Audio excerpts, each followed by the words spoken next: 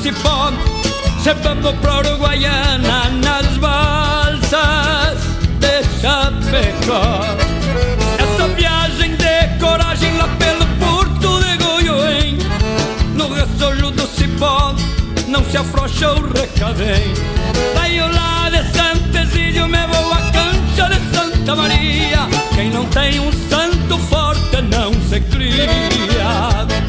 Se vai a balsa, se vai. Buenas, minha gente amiga, estamos abrindo as porteiras para mais um programa Bate Casco aqui pelo DI Regional, DI Play, também o Facebook do Jornal Diário do Iguaçu. Desejar aqui, a minha gratidão a você que acompanha a nossa programação, curte, compartilha. E hoje nós vamos falar sobre balseiros, balsas, um assunto super importante, né? E que, inclusive, refletindo no progresso que tem nesse oeste catarinense hoje, mas que ocorreu aí a partir da metade do século XX, né? Século passado, o ciclo madeireiro. Importante economicamente e culturalmente. Haja vista que, inclusive, foi lançado agora, recentemente, um projeto Memória dos Balseiros pela Confraria Musiqueira aqui, e que vai ter balseirinhos da canção nativa, vai ter balseiros da poesia, e vai ter no ano que vem já o Balseiros da Canção Nativa, o primeiro festival nativista aqui em Chapecó. E para falar disso, nós temos um balseiro aqui, né? E com grande conhecimento de causa, esteve lá, esteve presente, a família dele, o pai dele, lidou por muitos anos, e nós vamos então falar aí com o seu José Leonildo Mateus. Buenas, Che. Bom dia, Celso. Muito bom estar aqui, né? Já comentei pessoalmente do teu trabalho de pesquisa. Essa é mais um interessante, porque se fala muito do balseiro, mas não se entende o balseiro, né? As pessoas têm uma memória romântica do balseiro. Não deixa de ser qualquer história bonita, né? Uma memória. Mas o balseiro legítimo é um ser muito sofrido, né? Porque tu começa por quem fazia as balsas, tá? Todas as pessoas bem sem instrução nenhuma. Tu vai ver, a história deles é fantástica, né? E o pessoal diz assim, o balseiro era um valente. E o senhor diz que... Como é que o senhor diz? O balseiro era um cara corajoso, ele não era valente, tá? Existe uma lógica entre essas duas palavras que ninguém também leva valente e corajoso. Ele era o balseiro era um valente. Um corajoso. Corajoso, não valente. O valente, para mim, é um cara covarde, que ele usa a força e não a sabedoria e a coragem. Porque a coragem, o que é? Você sair do escuro, sabendo que tem algum perigo lá fora, isso é coragem. O valente é aquele que grita dentro de casa e dá um tiro para fora. São duas coisas distintas, tá? Então o balseiro era corajoso. Tá? Porque se tu olhar o princípio que a extração da madeira era feita na base do serrote e do machado, o cara inventava a onça, na época ele nem pensava que existia uma onça dentro do mato. Né? A cobra, né? Porque esses perigos tinha muito além da árvore cair em cima de você. Sim. Era um dos problemas. Beira de rio, onde se extraía a madeira, era inclinado, era terreno declive, tu não podia escolher campo, tu tinha que escolher o mato. Então o princípio era bem difícil, por isso que eu digo que era um cara corajoso, né? Mesmo sem instrução, a pessoa que construía uma balsa em si. Hoje tu vê algum jangadeiro fazendo uma jangada se complicando com 4 metros de madeira. Agora tu imagina com 100 metros de comprimento, uma tora na ponta da outra, né? Em torno de 300 a 400 toras. Gente, aqui é uma prosa, aqui, né? Não é uma entrevista. Eu conheci ele há pouco tempo e sei que ele tem um projeto aí, né? Depois ele vai falar do projeto aí. Mas nós vamos aqui aprendendo um pouquinho com o seu José sobre as balsas. Para que vocês tenham noção, assim, quem não conhece Chapecó, nós estamos aí a 18 quilômetros, mais ou menos, do Rio Uruguai. E nós temos aqui o Porto Goiôem, e que foi que dali vocês... As as nossas balsas... No meu tempo saía dali. O teu pai... Meu pai começou no Itá. Saía do Itá, a princípio, né? Aham. Meu pai começou a viajar, acho que com 10 anos. Com 17 ele já era prático, né? Por isso que ele é considerado o cara que mais viajou no Rio Uruguai.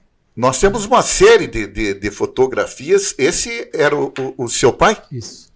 Olha aí, Seu produção. Gabriel. Como é que era o nome dele? Seu Gabriel Mateus, Gabriel Caçador pros balseiros. Gabriel Mateus, né? Gabriel Caçador. Isso. Se tu falar para os balseiros antigos, tem poucos. Seu Gabriel Mateus poucos conhecem. Porque quando tu fala do seu caçador, muda a coisa. Né? E ele...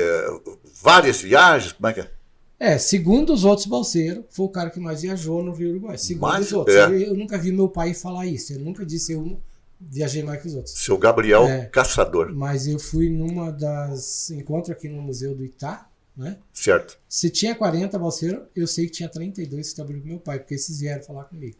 Tá? Bah. Então, de todos os que estavam ali, a grande maioria, porque tinha uns que eram só corredor de balsa. São nomes específicos também. Tá. Essas coisas que eu quero aprender, assim, né? Os nomes, quem fabricava a balsa, quem ia na balsa, como Exatamente. é que é? O que era o corredor de balsa? Era aquele cara que não fabricava. Vou ligar um negócio aqui. Esse fulano não fabricava balsa. Certo. Ele aparecia no tempo das enchentes para pegar uma balsa de quem fabricava para ele levar. Né? Então, esse é o que mais tem aí de balseiro, são os corredores de balsa, não os fabricantes. Era o que ia na balsa. É um cara que conduzia a balsa, no caso, de terceiros. Né? Ele não fabricava, vinha só buscar a balsa. Mas em termos gerais se chamavam todos de balseiros. Todos eram balseiros. A única diferença que tinha os que fabricavam a balsa e fabricavam para terceiros levar, no caso, né? No nosso caso, nós fazíamos muito mais balsa para os outros levar do que para nós levar. Para nós era 2 balsas só, que era feito, né, por enchente. Uhum. E para os outros, em média, de 3 a 5 balsas ficavam prontas para outro pessoal levar. Então, hoje, a grande maioria dos balseiros que se fala, ele não conhece o fabricar da balsa, entendeu? Certo. Quando fala de instrumento, de material que era usado, eles não têm noção do que era esse material, né? Porque tinha um monte de nome de materiais lá, né? Porque quando tu fala com um corredor de balsa, ele não sabe porque ele já pegava pronta. Então, ele não sabia da composição. O que era realmente uma balsa, né? Exatamente. Primeiro vinham as toras. Começou foi isso. Com as toras, né? Exatamente. E depois foi evoluindo, as serrarias se estabeleceram. Exatamente. E aí...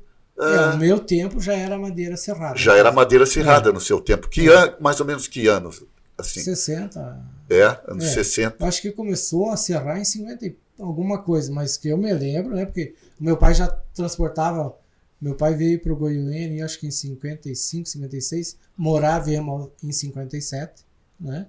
O meu pai, o seu Célio, inclusive, falou que ele era caminhoneiro, ele transportava, e transportou tanto tora como madeira de caminhão, para que chegava lá e, por exemplo, o teu pai, vocês, a família pegava essas e colocava para descer rio abaixo para a Argentina, São Borja, né? Nós levávamos até São Borja. A nossa balsa em si ia até Uruguaiana, mas daí era uma outra turma que tocava. Né? Certo. A nossa viagem encerrava em São Borja. Né? E a madeira, a balsa inicial eu nunca vi. Eu nunca vi a balsa de tora com cipó. Tora com arame eu ajudei a fazer. Entendeu? Antes eles amarravam as toras com cipó. E depois as toras com arame. Daí o meu pai parou de fabricar balsa só de tora, fazia balsa mista, 2 de madeira serrada e uma de tora no meio. Né? Uma era para cortar mais a água, quer dizer, viajar um pouquinho mais rápido, né? E para ir evitando a balsa única de tora, porque a balsa de tora dava mais acidente, né? Dava mais acidente. Não de pessoas, tá? Uma coisa que eu ouço às vezes contar, que morria gente na viagem. Eu não me lembro de uma pessoa só, numa quebrada de balsa, que é a única que eu vi meu pai contar. Quer dizer, naquele ciclo muitos acidentes, sim. Quebrar balsa e coisa. Mas pessoas morreram lá. Inclusive, nós temos umas fotos aqui, né, gente?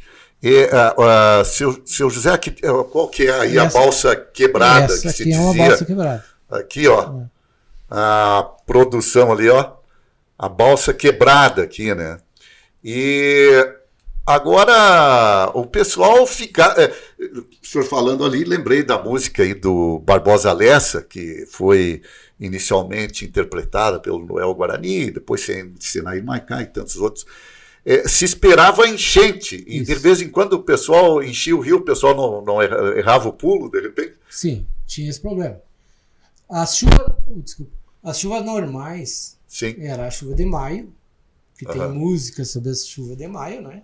E tem a chuva de São Miguel, que é em outubro, tá? Por isso que a nossa EFAP quase sempre chove. Tem uma ligação com isso. Olha aí, ó. Então era as enchentes normais, podia dar umas anormais no meio. Então quem tinha a balsa cuidava desse tipo de enchente. Essas enchentes eram duradouras, tá? Enchente que durava 15, 20 dias, o rio num nível bom. Daí tinha a chuva de verão, que era a perigosa, que era onde dava os problemas para os balseiros, né? Que era uma chuva aí que durava 5, 6 dias, quer dizer, uma enchente que durava 5, 6 dias, entre o rio subir e descer de novo. Então, às vezes, tu parava na estrada, aí tu tinha que parar. E aí ficava parado lá. Até dar outra enchente. Então, teve balseiro que esperou meio ano, um ano, às vezes. Pois eu li, inclusive, num comentário de um filme de balseiros, alguém lá contando que um cidadão foi descer com a balsa, e aí não chegou até São Borja e ficou parado no meio do caminho, e quase um ano, né? E aí, quando voltou, daí chegou em casa e disse, quem é essa criança? Nossa, disse a mulher. Quando ele saiu, a mulher não sabia nem que estava grávida, né? E quando voltou, encontrou a criança lá. Tinha no princípio, era a volta. E não tinha comunicação naquele tempo, né? A volta era feita pelo Rio Uruguai também, no começo. No começo voltava pelo Rio Uruguai. Tanto de Caico, tinha balseiro, os balseiros Amuque, que se diz, que era o que não tinha lanche para tocar, né? O princípio era tudo no braço, né? Esses caras voltavam. No remo. Quando começou era só balsa remo, não tinha balsa com puxado por lanche, tá? Esses balseiros voltavam pelo rio. Quando era de Caico, até que eles conseguiam passar, mas quando era de lanche, eles não passavam no Salto Grande, no Ilcumã. Parava ali, então eles iam ter que esperar uma enchente para o rio subir. Para esperar até outra enchente. Nós temos aqui uma foto, né, seu José, da sua aqui. Qual que é, seu José? Sobre uma enchente grande, que inclusive... Essa aqui. Essa foi em 1965. Vamos, olha aqui, gente, ó. 1965. E parece que meio que desiludiu o pessoal. Vão transportar pela estrada essa madeira. Foi a maior perda de madeira. No nosso caso foi 10 mil dúzias de madeira, para tu ter uma ideia, que estava empacotada para fazer balsa. Foi tudo com enchente, né? Foi recuperada uma grande parte dessa, né? Porque na real a gente dizia nossa madeira, mas a madeira não era nossa, era terceirizada, nós éramos terceirizados, era empreiteiro de uma madeireira, né? O prejuízo foi muito grande. Meu irmão ficou que uns 4 meses no Rio Camaquã. Tu já ouviu falar no Rio Camaquã? Sim.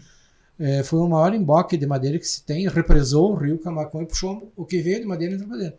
Em torno de uns 10 quilômetros podia caminhar que não molhava o pé. Não era só madeira serrada, era de tudo. Ali tinha árvore, tinha de tudo. Mas foi onde mais ficou represado madeira, foi ali, nessa enchente. Então muita gente desistiu depois disso. Em 65, o final dos balseiros foi em 69. Tem alguns que moraram em São Carlos, dali para baixo dá para viajar, que a ponte do Rio Goiôem não impedia a passagem, né? Certo. Então, mas esse foi um balizador. Essa enchente foi meio que colocou um ponto final ali. Exatamente, assim, né? Foi uma desilusão para quem tinha madeira. Foi uma perda muito grande, né? E eles voltavam, desciam e voltavam pela estrada. De ônibus, no meu tempo, no trem. caso, né? Os balseiros, a MUC... De trem lá para o lado de São Borja.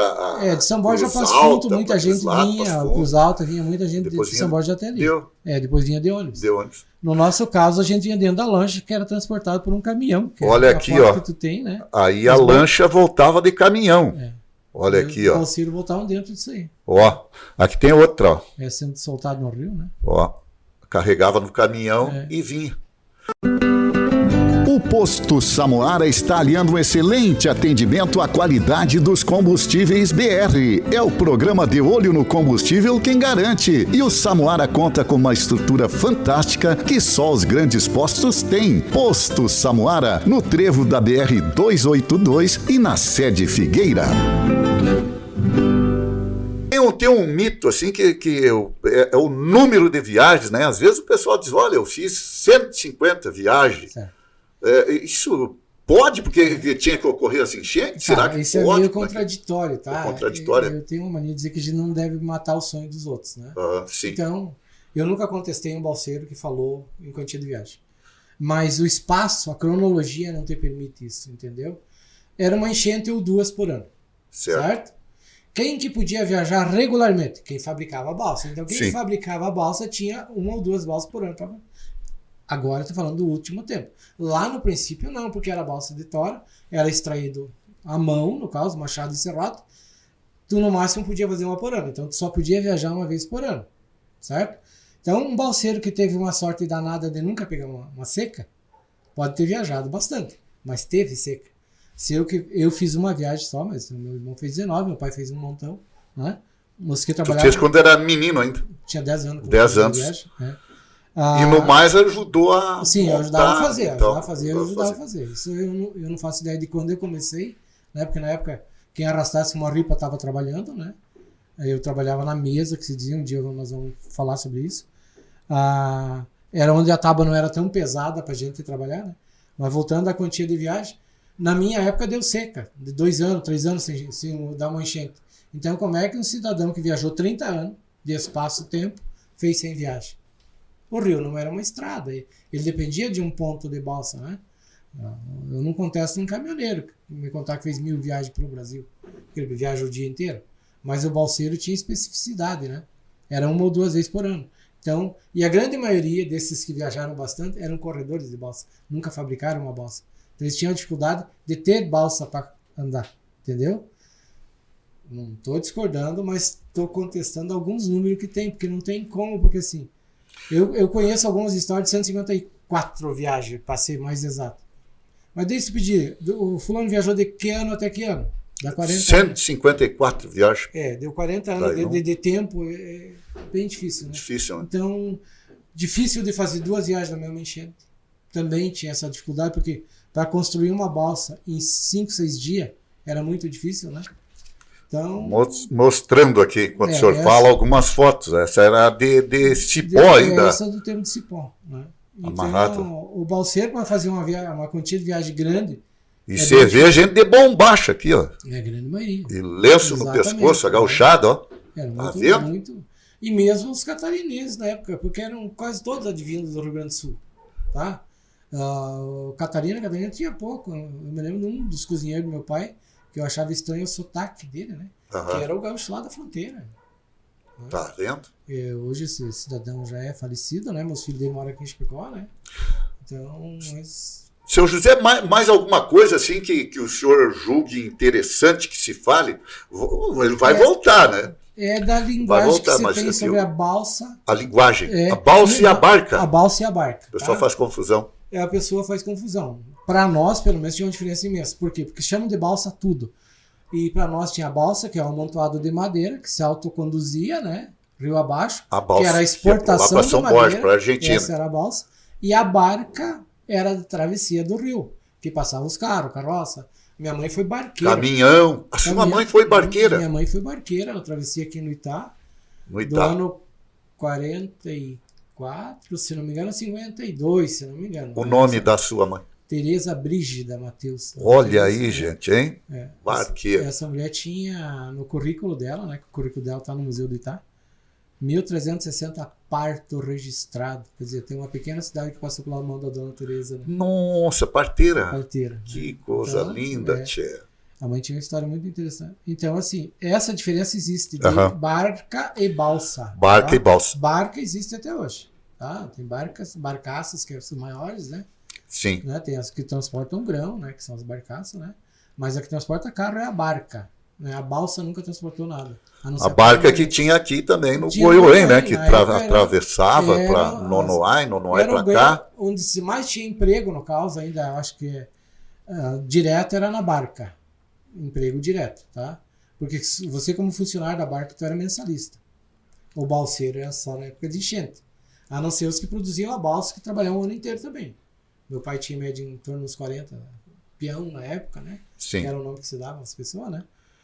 Que eram os próprios que corriam balsa também junto com nós. E daí tinha mais 3 turmas que vinham de fora. Pegar a balsa nossa para levar para São Borja. E os nomes? Tinha o prático, ali que É. ia em cima da balsa. era Na o- balsa tinha o prático, o remador, o lancheiro, o ajudante do lancheiro, o cozinheiro, cada um tinha era específico para alguma coisa, né? O balseiro em si era, qualquer um de nós era balseiro. Mas tinha Mesmo balseiro- aqueles que trabalhavam ali no porto, ali, Exatamente, que era o montando fabricante as da balsa. balsas, né? Tinha aquele cara que Esperando a enchente. nunca fabricou uma balsa, mas vinha na época de enchente virar balseiro. Porque ele ia conduzir a balsa de São Borja, no caso, né? Eram todos balseiros, né? Então não tem. Balseiro é um nome genérico, no caso, que era um todo. Né? Hoje tem previsão do tempo e tal, a gente sabe quando Sim. vai chover. E tem uma música do Enio Medeiros, um abraço até pro Enio, que se chama O Bicho da Chuva, É. os bichos pretos, Bicho- que é aqueles é. era Eu conheci esse umas bichinho. tipo ruga, É, assim, hoje- enfim, manduruvá, É. tudo juntinho, né? Iam caminhando e se ia para um lado, ia É. chover, pra ou ia outro dar não seca. chover, é. E como é que o pessoal No- usava no também nosso- assim alguma ciência campeira nosso para saber tempo, que ia é. dar enchente? No nosso tempo tinha da onde nascia a serração, que ninguém presta atenção nisso. A partir de que altura do barranco ela nasce, né? Na época de chuva, é o sinal que é onde a água vai bater. Sim. A garça, A garça. aonde a garça sentava na época, né? No galho, o rio ia chegar até ali, porque ela sentava para esperar o peixe. Né? Então, 2, 3 dias depois que ela sentava, ia bater a água ali. Olha aí, gente. E Já uma pensou? curiosidade que tu falou de bicho, nós tínhamos um bicho. vizinho, que era do outro lado do rio, que não era um balseiro. O que era um acontecia com o fabricante de vizinho? esse borrichó. Que o borrichó Ah, não era o vizinho, era o burrichó do vizinho. Ele fazia barulho o dia inteiro, relinchava o dia inteiro em toda que é a posição.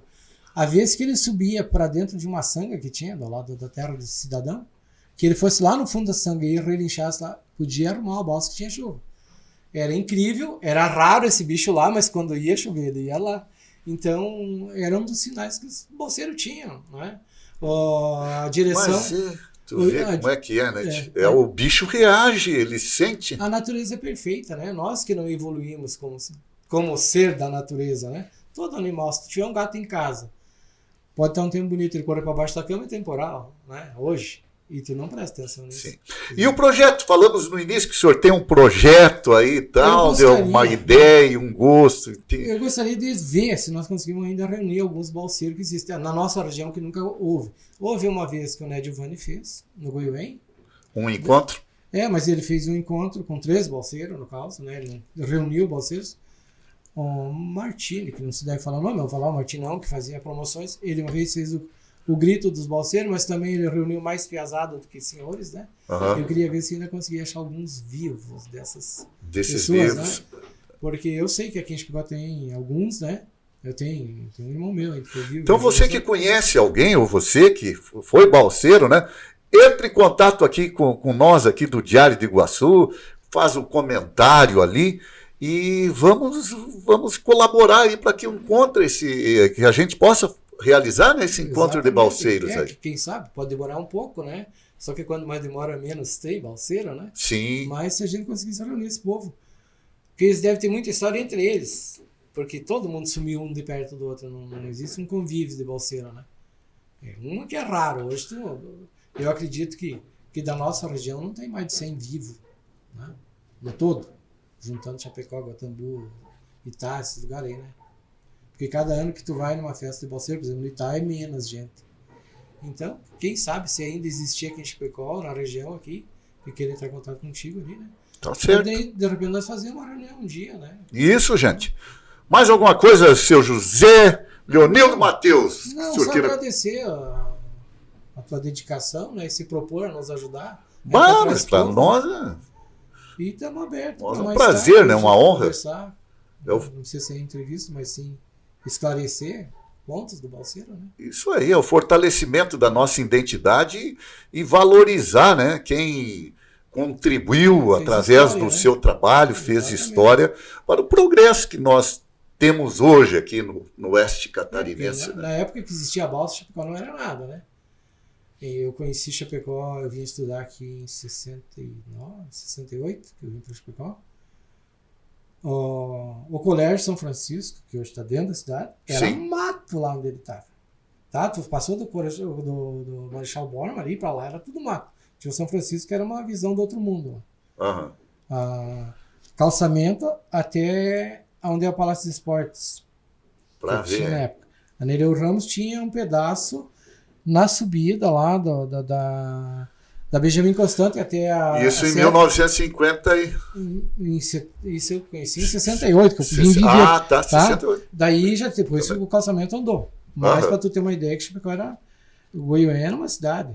Tinha Goiânia. mais hotel na época lá do que aqui. Era forte o Goiânia, então, hein? Era festa, Barbaridade. né? Bueno, gente, muito obrigado, Eu que seu agradeço, cara, José. por me ouvir. E nós vamos agradecendo o senhor, a senhora, o guri, a guria, pela amável companhia em mais um Bate-Casco. E ao patrão, lá de Riba, que me deu saúde e permisso para que eu estivesse por aqui fazendo o que amo, trazer a nossa cultura até você. Muito obrigado. E peço a ele que nos dê um novo encontro no próximo Bate-Casco. E queiram bem, que não custa nada, fica com vocês um trechinho da música tema do projeto Memória dos Balseiros aqui de Chapecó. Tchau e graças. Meu canto é saga do porto do Gonhoém, partidor de um vai e vem dos bravos eternizados, feito e coragem, molduras dos ancestrais, bênção de filhos e pais que deixaram seus legados. Tantas amarras se perderam nas jornadas, quantas balsas estouradas se quedaram num remanso. As intempéries nunca pediram perdão pra quem trouxe a vocação de remar sem ter descanso. As intempéries nunca pediram perdão pra quem trouxe a vocação de remar sem ter descanso. Confessionário para as preces e clamores, o vento canta rumores do rio bufando na enchente.